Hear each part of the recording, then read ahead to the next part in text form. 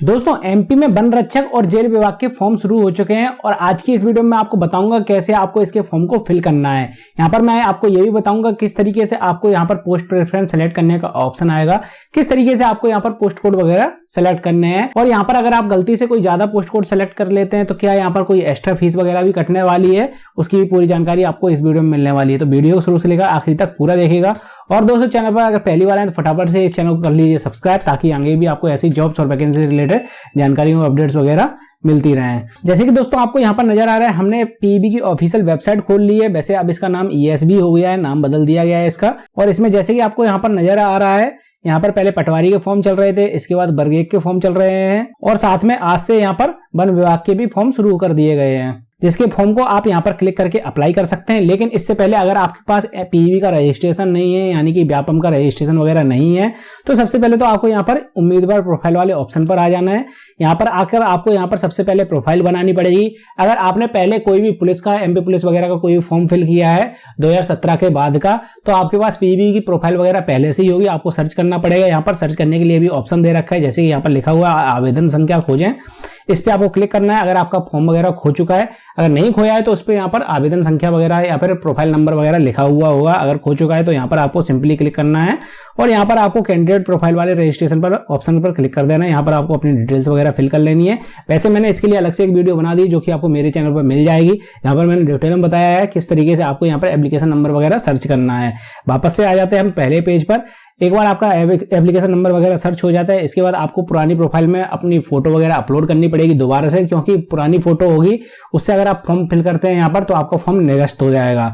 तो profile update करने के लिए यहाँ पर मैंने अलग से एक वीडियो बना दी उसके लिए भी, तो उसके लिए मैं थोड़ा सा बता देता हूँ। यहाँ पर आपको इंजीनियर फॉर्म में संशोधन वाला ऑप्शन देखेगा। यहाँ पर आपको एप्लीकेशन नंबर और पासवर्ड वगैरह डालना पड़ेगा, उसको आप अपने मोबाइल में मंगा सकते हैं सिंपली। यहाँ पर एक तीसरे नंबर का ऑप्शन दे रखा है फॉरवर्ड प्रोफाइल पासवर्ड पर, यहाँ पर क्लिक करके आप अपने मोबाइल पर वापस से मंगा सकते हैं। अगर आपका पासवर्ड वगैरह खो गया है तो यहाँ पर आपको क्लिक करके अपनी डिटेल्स वगैरह फिल करनी है। उसी तरीके से आपकी सब डिटेल्स भरकर आ जाएंगे। आपको अपनी टेम्पलेट वगैरह जो यहाँ पर पीवी की टेम्पलेट लगती है जिसमें फोटो सिग्नेचर वगैरह अपलोड किए जाते हैं, इस तरीके से एक टेम्पलेट आपको अपलोड करनी पड़ती है। इसके लिए भी मैंने अलग से वीडियो बना दी है। अगर आप वन विभाग का फॉर्म फिल कर रहे हैं तो यहाँ पर आपको किस तरीके की टेम्पलेट वगैरह लगानी है, उसके लिए मैंने अलग से वीडियो बना दी जो कि आपको मेरे इसी चैनल पर मिल जाएगी। हो सकता है इस वीडियो के आखिरी में मैं उसकी लिंक लगा दूं। तो वापस से आ जाते हैं, जल्दी फटाफट से फॉर्म को फिल करते हैं। यहाँ पर जैसे कि हम यहाँ पर भर के दिखाने वाले हैं वन विभाग के लिए फॉर्म, तो यहाँ पर आवेदन शुरू कर दिए गए 25 जनवरी 2023 से लेकर 8 फरवरी 2023 तक। अभी तो यही डेट है, हो सकता है ये डेट बढ़ जाए क्योंकि एमपी कोई फॉर्म ऐसा नहीं आया अभी तक जिसकी डेट नहीं बढ़ाई जाती हो। तो यहाँ पर अप्लाई करने वाले ऑप्शन पर क्लिक करना है आपको। यहाँ पर ग्रीन कलर का जो ऑप्शन है, इसके बाद यहाँ पर टिक लगाना है। अब जैसे कि मैंने आपको बताया था, आपके पास एप्लीकेशन नंबर वगैरह होगा, अगर आपने इसका रजिस्ट्रेशन किया है तो यहाँ पर आपको एप्लीकेशन नंबर डालना पड़ेगा और नीचे आपको डेट ऑफ बर्थ डालनी पड़ेगी। इसके बाद कैप्चा डालकर आपको सत्यापित कर आगे बढ़िए पर क्लिक करना पड़ेगा। इसके बाद आपकी यहाँ पर कुछ डिटेल्स वगैरह खुलकर आ जाएंगी। इसके बाद आपको आगे बढ़िए पर क्लिक करना पड़ेगा नीचे आकर। फिर यहाँ पर आपकी कुछ और डिटेल्स नीचे शो होंगी। यहाँ पर कुछ और डिटेल्स फिर करनी पड़ेगी, जैसे कि क्या आप भूतपूर्व सैनिक हैं तो आपको यहाँ पर टिक लगाना पड़ेगा। और इसके बाद यहाँ पर कितने महीने आपने यहाँ पर काम किया है, भूतपूर्व सैनिक मतलब आपने सेना के लिए कितने दिन काम किया है, कितने महीने, तो यहाँ पर आपको महीने में डालना पड़ेगा कितने महीने आपने यहाँ पर काम किया है। होमगार्ड सैनिक वगैरह है तो आपको यहाँ पर टिक लगाना पड़ेगा। अगर कोई मतलब इनमें से कोई कैटेगरी में नहीं आते हैं भूतपूर्व सैनिक, होमगार्ड सैनिक, तो आपको यहाँ पर क्लिक कर देना है। ज्यादातर लोग इसी पर क्लिक करेंगे क्योंकि वो भूतपूर्व सैनिक या फिर होमगार्ड सैनिक वगैरह नहीं होंगे। इसके बाद कैंडिडेट के पास ये वाला ऑप्शन आएगा कि आप पूर्वकालिक कैंडिडेट अनुदेशक के रूप में भर्ती किए गए थे, यानी कि जो एनसीसी के लिए ट्रेनिंग वगैरह देते हैं अधिकारी, उनके रूप में यहाँ पर आप भर्ती किए गए थे। तो यहाँ पर आपको हाँ करना है, नहीं किए गए तो नहीं करते हैं। ध्यान रखिएगा ये एनसीसी के लिए ऑप्शन नहीं है। कई कैंडिडेट यहाँ पर एनसीसी ले रखे होते हैं तो उस पर भी यहाँ कर देते हैं, तो उन लोगों के लिए वाला ऑप्शन नहीं दे रखा है। क्या आप मध्य प्रदेश साधारण छटनीशुदा कर्मचारी वगैरह हैं तो यहाँ पर आप अपने अकॉर्डिंग कर सकते हैं। तलाकशुदा विधवा वगैरह कुछ हैं तो यहाँ पर आपको अपने अकॉर्डिंग करना है। विक्रम पुरस्कार संबंधित खिलाड़ी हैं या नहीं है, यहाँ पर आपको अपने अकॉर्डिंग करना है। कुछ ऑप्शन इसमें आएंगे, कुछ ऑप्शन नहीं आएंगे। जैसे आपको यहाँ पर दिख रहा है, यहाँ पर सेलेक्ट करने का कोई ऑप्शन नहीं आ रहा है, लेकिन इसमें आ रहा है तो मैं यहाँ पर नहीं कर देता हूँ। अगर आप कोई शासकीय कर्मचारी हैं यानी कि एमपी विभाग के कोई कर्मचारी वगैरह हैं तो यहाँ पर आपको हाँ करना पड़ेगा, नहीं है तो नहीं करते हैं। इसके बाद नीचे आपको आदम जाति कल्याण विभाग वाला ऑप्शन दिख जाएगा। इसके बाद संविदा कर्मी वगैरह कुछ है या नहीं है, यहाँ पर आपको हाँ ना करने का ऑप्शन दिखने के लिए मिल जाएगा। इसके बाद सिंपली आपको यहाँ पर click here to post preference के लिए ऑप्शन कर देना है। फिर नीचे आपको यहाँ पर पोस्ट सेलेक्ट करने के लिए ऑप्शन देखने के लिए मिल जाएगा।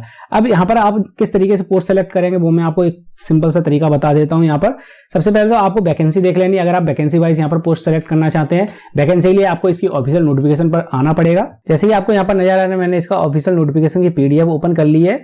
जहाँ पर 2 से 3 पेज में आपको पूरी डिटेल मिल जाएगी, नोटिफिकेशन से रिलेटेड मतलब वैकेंसी से रिलेटेड जानकारी वगैरह मिल जाएगी। यहाँ पर जैसे कि लिखा हुआ है ओपन में कितनी वैकेंसी है, इसमें भूतपूर्व सैनिक के लिए कितनी वैकेंसी है, होमगार्ड नगर सैनिक वगैरह के लिए कितनी वैकेंसी है, संविदा कर्मियों के लिए कितनी क्या वैकेंसी है, और ऐसी ये जनरल कैटेगरी की थी, ऐसी अनुसूचित जाति के लिए यहाँ पर दे रखा है, अनुसूचित जनजाति के लिए भी दे रखा है, ओबीसी के लिए भी यहाँ पर दे रखा है, और दूसरे जो आर्थिक रूप से यानी कि ईडब्ल्यूएस वगैरह कैंडिडेट है उनके लिए भी यहाँ पर दे रखा है। ऐसे ही आप बालाघाट के लिए देखेंगे, बैतूल वगैरह, भोपाल के लिए, सबके लिए देख लेंगे। आपको सबसे पहले देख लेना आप किस कैटेगरी में आते हैं। ज्यादातर तो इस बार हो सकता है ईडब्ल्यूएस से फॉर्म फिल करें, क्योंकि ज्यादातर लोगों ने यहाँ पर जितने भी जनरल वाले थे उन्होंने ईडब्ल्यूएस का सर्टिफिकेट बनवा लिया है। तो आपको देख लेना है। जैसे मान लीजिए मैं जनरल कैटेगरी में आता हूं तो मैं यहाँ पर जनरल में देख लेता हूँ सबसे पहले तो कि जनरल कैटेगरी वाले में कितनी क्या वैकेंसी यहाँ पर दे रखी है। ओपन में 29 वैकेंसी है, बालाघाट में यहाँ पर 28, बैतूल में वैकेंसी है, भोपाल में 7 वैकेंसी है, उसके बाद विदिशा वगैरह में 4 वैकेंसी हैं। इसी हिसाब से अगर मुझे वैकेंसी के हिसाब से रखना है, प्रायोरिटी मेरी वैकेंसी के हिसाब से रहने वाली है, तो ज्यादातर कैंडिडेट यहाँ पर हो सकता है बालाघाट को ही पहले नंबर पर प्रेफरेंस वगैरह दें, क्योंकि उनको नजर आएगा बालाघाट में सबसे ज्यादा वैकेंसी है, इसके बाद बैतूल में उससे कम वैकेंसी है, उसके बाद हो सकता है पन्ना वगैरह को आगे प्रेफरेंस दी जाए, और आप अपनी कैटेगरी के हिसाब से हो सकता है आगे दें। तो इसी तरीके से आपको यहाँ पर टिक लगाने के ऑप्शन देखने के लिए मिल जाएंगे। बालाघाट अगर आप पहले नंबर पर करना चाहते हैं तो यहाँ पर आपको टिक लगाना है और पहले नंबर पर कर देना है। इसके बाद अगर आप बैतूल को टिक लगाना चाहते हैं तो यहाँ पर बैतूल के आगे आपको हाँ कर देना है, इसके बाद इसको टिक यस कर देना, दूसरे नंबर पर यहाँ पर आ जाएगा। इसके बाद मान लीजिए मुझे ये जिसमें 20 वैकेंसी है पन्ना में, इसको मुझे तीसरे नंबर पर लगाना है, तो मैं यहाँ पर पन्ना ढूंढ लूंगा, पन्ना कितने नंबर पर आ रहा है। जैसे यहाँ पर पन्ना ये आ रहा है 8 नंबर कोड दे रखा है, इस पर मैं हाँ करूंगा और यहाँ पर टिक लगा दूंगा। इसी तरीके से आपको 1 बाय 1 देख लेना है। यहाँ पर 8 नंबर पर ही पन्ना आ रहा था। अब कई पोस्टें यहाँ पर नहीं आ रही होंगी जो कि आपकी कैटेगरी के हिसाब से यहाँ पर हो सकता है उसमें मेल फीमेल वगैरह की जगह ना हो, या फिर मेल वगैरह की जगह ना हो। अगर आप उस कैटेगरी में आते हैं तो हो सकता है यहाँ पर उसके सामने वो वाला ऑप्शन शो नहीं हो रहा होगा। जैसे ये मैं फीमेल कैंडिडेट का फॉर्म फिल कर रहा हूँ तो यहाँ पर किसी पोस्ट में कोई वैकेंसी नहीं दे रखी। जैसे कि यहाँ पर नहीं दे रखा है कोई भी वैकेंसी, जनरल कैटेगरी में फॉर्म फिल कर रहा हूँ तो यहाँ पर जनरल कैटेगरी कोई वैकेंसी नहीं आपको नजर आ रहा है 6 नंबर कोड में और 7 नंबर कोड में। तो यहाँ पर आपको नजर आएगा कि 5वें नंबर के बाद सीधा 8वां नंबर आ गया, क्योंकि 6 और 7वें नंबर में पोस्ट में कोई वैकेंसी वगैरह यहाँ पर नहीं दे रखी है। तो इसी तरीके से आपको 1 बाय 1 सभी पोस्टें लगा लेनी है। अब एक चीज का आपको खास ख्याल रखना है, जितनी भी आपको यहाँ पर दिख रहा है पेपर ग्रुप ए, तो यहाँ पर ए वाले जितने भी पेपर है उनको अगर आप टिक लगाते हैं तो आपका सिंगल पेपर यहाँ पर होगा। लास्ट में यहाँ पर सहायक जेल अधीक्षक के लिए पेपर कोड यहाँ पर बी नजर आएगा, जिसमें यहाँ पर आपको नजर आ जाएगा क्या क्वालिफिकेशन वगैरह मांगी जा रही है। ऐसे ही यहाँ पर इन पे भी क्वालिफिकेशन वगैरह दे रखी है। जैसे आपको नजर आ रहा है सभी में यहाँ पर 12th क्लास पास मांगा गया है। तो अगर आपने 12th क्लास कंप्लीट कर रखी है तो आप यहाँ पर किसी भी पोस्ट को टिक लगा सकते हैं। लेकिन जो बी पेपर कोड वाला ऑप्शन है इसमें आपको ग्रेजुएशन कंप्लीट अगर आपके पास है तो आप टिक लगा सकते हैं। तो जो भी कैंडिडेट यहाँ पर इस वाले ऑप्शन को टिक लगाएंगे तो उनकी फीस यहाँ पर दुगनी कटने वाली है। मैं भी आपको काट के दिखा दूंगा, फीस यहाँ पर दुगनी हो जाएगी ऑटोमेटिकली। जैसे कि मैं यहाँ पर सभी पोस्ट कोड यस कर देता हूँ सबसे पहले तो हमारी सभी पोस्ट कोड यहाँ पर सेलेक्ट हो चुकी हैं। अगर आप इन प्रेफरेंस को ऊपर नीचे करना चाहते हैं, जैसे कि मुझे ये वाली प्रेफरेंस ऊपर लेके जानी, तो मैं सिंपली यहाँ पर क्लिक करूंगा। 12 नंबर वाले को मेरे को ऊपर करना है तो मैं यहाँ पर सिंपली क्लिक करके इसको इस पे क्लिक करके यहाँ पर पोस्ट कोड को ऊपर ले जा सकता हूँ। अगर मुझे वापस से नीचे लेके आना है 12 नंबर वाली पोस्ट कोड को मैं सेलेक्ट कर लेता हूँ और इस वाले ऑप्शन से मैं यहाँ पर नीचे लेके आ सकता हूँ। तो इस तरीके से ऊपर नीचे आप भी कर सकते हैं। यहाँ पर जेल विभाग वाली भी मैंने पोस्ट जोड़ दी है, जिसकी वजह से यहाँ पर मेरी फीस दुगनी हो जाएगी, मैं आपको दिखा दूंगा अभी। इसके बाद यहाँ पर पॉइंट नंबर 46 में दे रखा है जो यहाँ पर मिनिमम शारीरिक क्षमता मांगी गई है। जैसे कि यहाँ पर हाइट वेट वगैरह जो दे रखा है उतना मिनिमम आपके पास है या फिर नहीं है, तो आपको यहाँ पर हाँ करना पड़ेगा। इसके बाद पॉइंट नंबर 47 में दे रखा है जो आपने यहाँ पर पोस्ट कोड वगैरह सेलेक्ट किए हैं उनमें जो एजुकेशन क्वालिफिकेशन या फिर जो जानकारी वगैरह दे रखी है दूसरे पेपर से संबंधित वो आपने अच्छी तरह पढ़ ली या फिर नहीं पढ़ ली, तो इसमें भी मैं हाँ कर देता हूँ। अगर मैं यहाँ पर नहीं करूंगा तो मेरा फॉर्म यहाँ पर सबमिट नहीं होगा, इसलिए मुझे यहाँ पर हाँ ही करना पड़ेगा। इसके बाद आगे आपको आपका रोजगार नंबर डालना पड़ेगा। रोजगार नंबर से रिलेटेड भी जानकारी दूसरी वीडियो में बता रखी है। तो रोजगार वगैरह अगर आपके पास नहीं है, रोजगार आप बना सकते हैं। सिंपल सा तरीका होता है, आप ऑनलाइन अपने मोबाइल से भी बना सकते हैं रोजगार वगैरह। तो अगर आपको रोजगार वगैरह बनाना है तो इसके लिए मैं इसी वीडियो के आखिरी में भी लिंक डाल दूंगा, तो आप सिंपली उस वीडियो को देखकर रोजगार बना सकते हैं। इसके बाद आप अपने रोजगार नंबर को यहाँ पर डाल सकते हैं, जो उसमें रोजगार नंबर आ जाएगा। यहाँ पर रोजगार नंबर आपको डालना पड़ेगा, रोजगार कितनी तारीख को आपको बनाया है। अगर आपके पास पहला पुराना रोजगार है, क्योंकि एमपी हर फार्म में रोजगार लगता है, तो अगर आपने एमपी का कोई फॉर्म फिल किया था तो आपके पास रोजगार वगैरह होगा। और रोजगार की वैलिडिटी आपको ध्यान रखना है 3 साल चलता है रोजगार। तो यहाँ पर अगर आपका रोजगार वैलिड है, रिन्यू वगैरह हो चुका है, आपका रोजगार वैलिड है, तो यहाँ पर आपको रोजगार का कितनी तारीख को रजिस्ट्रेशन हुआ था वो डेट वगैरह यहाँ पर डालनी पड़ेगी। इसके बाद आपको यहाँ पर रोजगार पंजीयन जिले का नाम डालना पड़ेगा जहां से भी आपने रोजगार वगैरह बनवाया था। मैं यहाँ पर डाल देता हूँ। यहाँ पर बोला गया है क्या आपने सभी सारे अहमता वगैरह की पूरी जानकारी अच्छी तरह पढ़ ली है, तो मैं यहाँ पर हाँ कर देता हूँ, क्योंकि यहाँ पर भी अगर नहीं करूंगा तो मेरा फॉर्म आगे सबमिट नहीं होगा। इसके बाद आगे मुझे 4 सेंटर यहाँ पर सेलेक्ट करने हैं, तो सेंटर आप यहाँ पर देख सकते हैं, ये सेंटर आपके सामने आएंगे। मैं यहाँ पर पहला ग्वालियर डाल डाल देता हूँ, दूसरा मैं भोपाल लगा देता हूँ। आप अपने अकॉर्डिंग डाल देंगे जितनी जिसमें आपकी सुविधा वगैरह हो। इसके बाद मुझे यहाँ पर टिक लगाना है और फॉर्म को सबमिट कर देना है। इसके बाद मेरे सामने यहाँ पर एप्लीकेशन नंबर आ जाएगा, इसको मुझे कॉपी कर लेना है, क्योंकि अगर एक बार ये नंबर चला गया तो मुझे फिर से दोबारा से फॉर्म को फिल करना पड़ेगा।